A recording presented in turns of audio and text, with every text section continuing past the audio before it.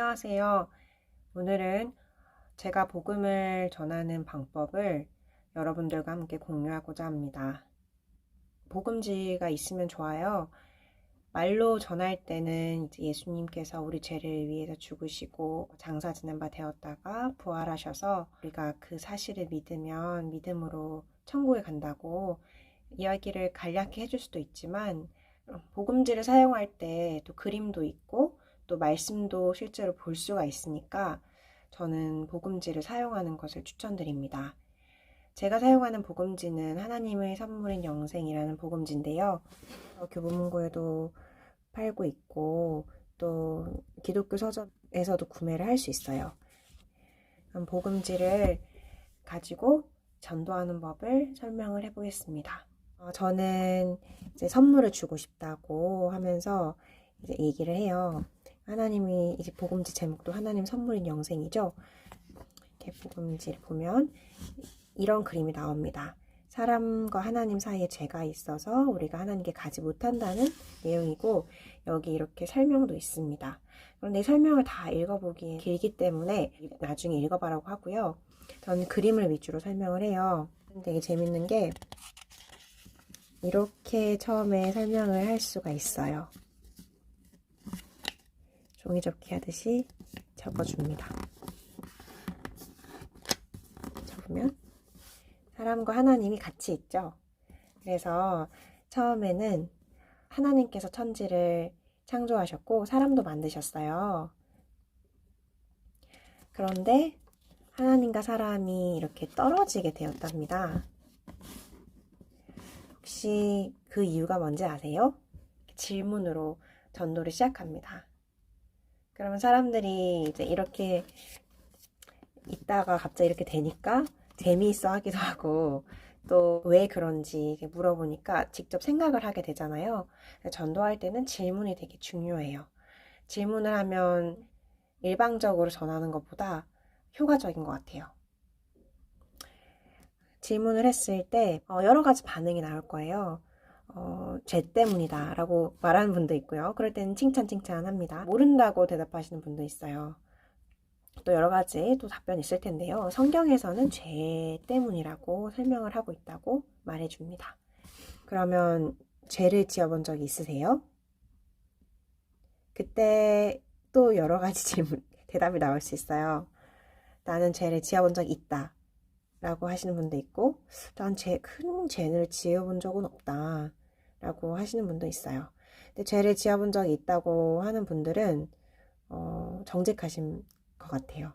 그리고 죄가 없다고 하신 분들은 보통 죄의 개념이 감옥에 갈 죄라고 생각을 하셔서 그런 경우가 많아요. 그럴 땐 설명을 해드려요. 성경에서 말하는 죄는 감옥 갈 죄를 말하는 건만이 아니고 우리가 마음으로 짓는 죄까지도 포함한다 라는 사실을 이야기해 줍니다. 그런데 이 죄에 대한 부분이 되게 중요한 게 이 죄의 문제가 복음의 출발이거든요.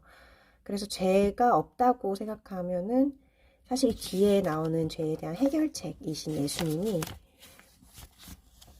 사실 필요가 없게 되는 거거든요. 그래서 이 죄가 있음을 알게 해주는 것이 되게 중요해요. 이제 죄를 인정하게 됐을 때 다음 그림으로 넘어갑니다. 이때는 말씀과 함께 이 그림을 보여주는 것이 좋은데요. 세 가지 말씀이 있어요. 여기 죄인 심판 사망에 대한 말씀입니다. 죄를 지었기 때문에 죄인입니다. 그런데 이 죄인에 대한 말씀이 성경에 나와 있어요. 그래서 모든 사람이 죄를 범하였음에 하나님의 영광에 이르지 못하더니 저는 보통 이 말씀을 그 전도 대상자분이 읽도록 도와드리거든요. 놀랍게도 많은 분들이 읽으세요. 하나님의 말씀을 읽는 것 자체로도 굉장히 유익하기 때문에 말씀을 읽도록 도와드리는 것이 좋고요. 만약에 읽는 건 좀 부담스럽다라고 하시면 제가 대신 읽습니다. 그래서 여기서 모든 사람이 죄를 범하였다고 착한 사람, 테레사 수녀님 같은 되게 그런 착하기로 유명하신 분들도 다 죄를 지은 사람이라는 거. 그렇기 때문에 우리도 죄인이라는 거를 명확하게 인지시켜 드리고 그리고 심판이라는 단어가 나오죠. 그럼 죄를 짓고 끝이 아니고 심판이 있다고. 이 심판은 성경에 나와 있습니다. 한 번 죽는 것은 사람에게 정하신 것이요 그 후에는 심판이 있으리니. 한 번 몸이 죽지만 영혼이 살아서 심판을 받게 되는데 이 심판에 대한 결과가 있다고. 그래서 재판장이 땅땅땅 죄가 있습니다 라고 심판을 하면 그 양형 결과가 이제 사망이라는 거 또 말씀이 있습니다. 이 말씀이 이제 지옥에 관한 말씀이거든요. 그러나 두려워하는 자들과 믿지 아니하는 자들과 흉악한 자들과 살인자들과 행음자들과 술객들과 우상 숭배자들과 모든 거짓말하는 자들은 불과 유황으로 타는 못에 참미하리니 이것이 둘째 사망이라. 요한계시록 21장 8절. 그래서 우리가 죄를 짓고 나면 그것이 끝이 아니라 심판을 받고 이 심판의 결과가 바로 사망, 곧 여기서 말하는 것은 불과 유황으로 타는 못, 곧 지옥이라는 이 성경에 있는 사실들을 이야기해 줍니다. 분위기가 좀 어두워졌죠? 이 선행, 동교, 도덕 이런 부분을 이제 다른 종교랑 연관이 되어 있고 또 어떤 자기의 생각이 굉장히 많을 수 있는 부분이기 때문에 이런 부분에 대해서 얘기를 시작하게 되면 아무래도 좀 변론이나 논쟁이 될 수 있어서 이 부분을 간단히 이제 설명하거나 바로 여기로 넘어가는 편이거든요. 그런데 나중에 읽어볼 수는 있겠죠? 되게 좋은 말씀들이고 정말 꼭 알아야 되는 말씀인데 이제 전도할 때는 변론이 나올 수 있기 때문에 상황에 따라서는 하지 않을 때가 많다는 거 알려드립니다. 사람과 하나님을 잇는 달인 예수 그리스도가 나오는데요. 십자가가 이제 딱 나오죠. 그러면 저는 십자가의 의미를 물어봐요. 십자가가 어떤 의미인지 아냐고. 어떤 의미인지 아예 모르시는 분들도 있어요. 그럴 땐 설명을 해드립니다. 네, 십자가의 의미는 예수님께서 형벌을 당하신 그 곳이에요.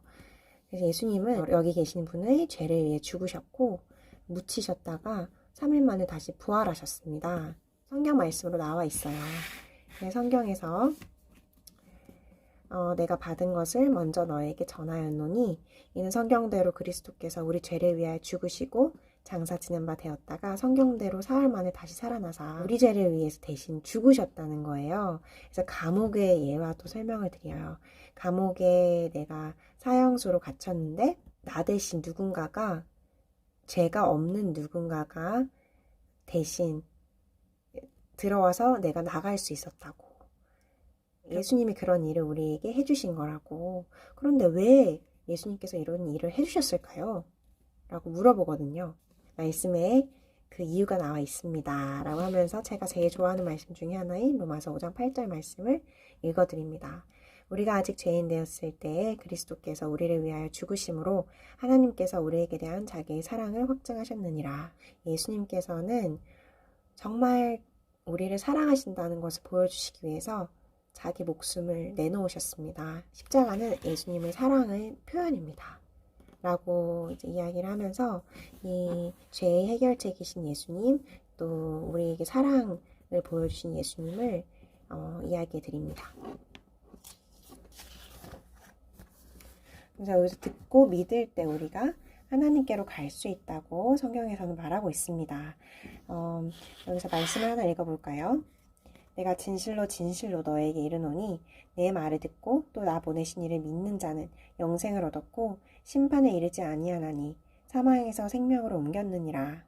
예수님께서 실제로 하신 말씀입니다. 내가 진짜 너에게 이르노니 내 말을 듣고 또 나 보내신 이를 믿으면 우리가 영생을 얻었고 심판에 이르지 아니하나니 사망에서 생명으로 옮겼다고. 예수님께서 우리 대신 죄인으로 십자가에 달리셔서 심판받았기 때문에 우리가 심판받지 않고 또 예수님께서 우리가 겪어야 할 사망을 대신 겪으셨기 때문에 우리가 사망을 당하지 않고 생명으로 옮기게 됐다라는 설명을 해주면 사람들이 이해를 해요. 그렇다면 듣고 믿으면 되는데 지금 이렇게 복음을 들었다고. 그런데 믿으시냐고. 이 믿음이라는 게 좀 애매할 때가 있죠. 그래서 말씀에 나와 있습니다. 어떻게 하는 게 믿는 것일까요? 여기 말씀을 한번 볼까요? 영접하는 자, 곧 그 이름을 믿는 자들에게는 하나님의 자녀가 되는 권세를 주셨으니 라고 되어 있어요. 그래서 영접하는 자, 그 사람들이 이제 이름을 믿는 자라고 이렇게 나오는데요. 영접한다는 거는 영어로는 welcome 또는 receive라고 합니다. 그래서 누군가를 받아들이는 걸 말해요.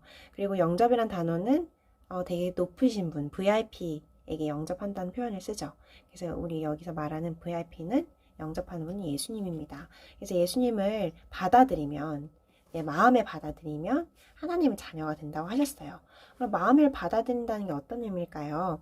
요한계시록 말씀에 볼지어다 내가 문 밖에 서서 두드리노니 누구든지 내 음성을 듣고 문을 열면 내가 그에게로 들어가 그로 더불어 먹고 그는 나로 더불어 먹으리라 라고 하셨습니다. 여기서 말하는 문은 무엇일까요? 이렇게 물어봐요. 여기서 의 문은 마음의 문이라는 걸.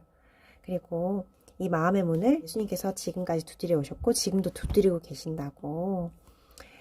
이 마음의 문을 열면 주님께서 지금 여기 계신 분께 들어가셔서 같은 식구가 되어 주신다고 약속을 하고 계세요.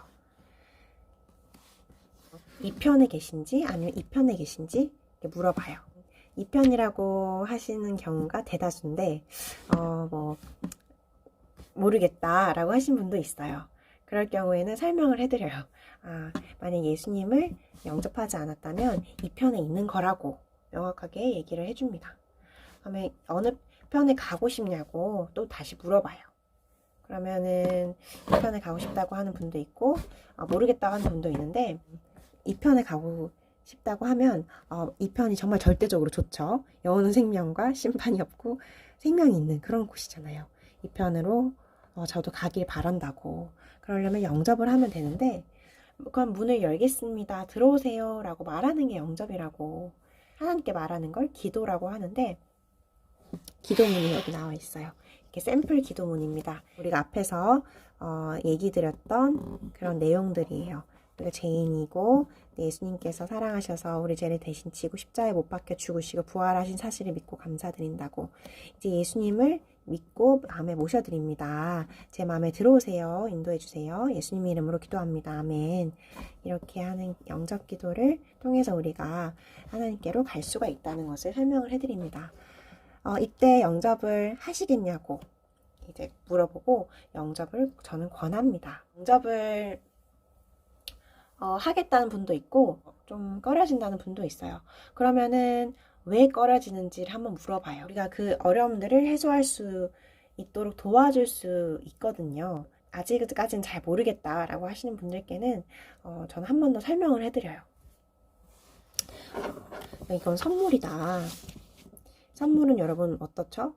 만약 포장되어 있는 선물은 그 안에 뭐가 들었는지 알 수가 없죠. 그래서 사실 우리가 선물이 무엇인지 알지 못하기 때문에 받지 않는 것보다는 이 선물을 받으면 정말 그 선물이 무엇인지 알게 된다 라고 설명을 해드리면 이게 선물이고 지금 내가 완전한 확신이 없거나 좀 아직 잘 몰라도 내가 받을 수는 있는 거구나 라고 생각을 하시는 것 같아요.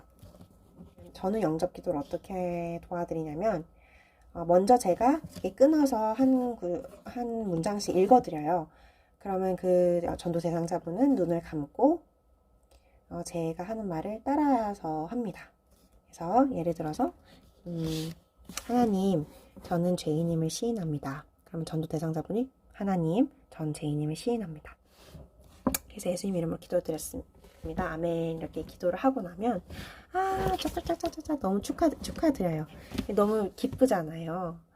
이렇게 한 영혼이 주님께로 돌아온 순간처럼 기뻤던 때가 없었던 것 같아요.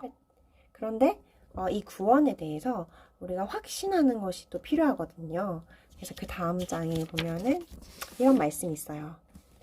또 증거는 이것이니 하나님이 우리에게 영생을 주신 것과 이 생명이 그의 아들 안에 있는 그것이니라. 아들이 있는 자에게는 생명이 있고 하나님의 아들이 없는 자에게는 생명이 없느니라. 내가 하나님의 아들의 이름을 믿는 너에게 이것을 쓴 것은 너희로 하여금 너에게 영생이 있음을 알게 하려 함이라. 저는 물어봐요.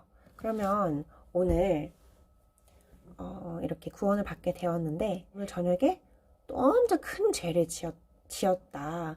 그러면 우리 받은 구원이 어떻게 될까요? 라고 이렇게 유도 질문을 해요. 구원을 못 받는 거 아닐까요? 라고 생각하실 때 이 말씀을 보여드리면서 아니에요. 아들이 있는 자에게는 생명이 있고 하나님의 아들이 없는 자에게는 생명이 없다고 하셨어요. 이때 볼펜 예화를 설명드리는데요. 이렇게 책이 있어요.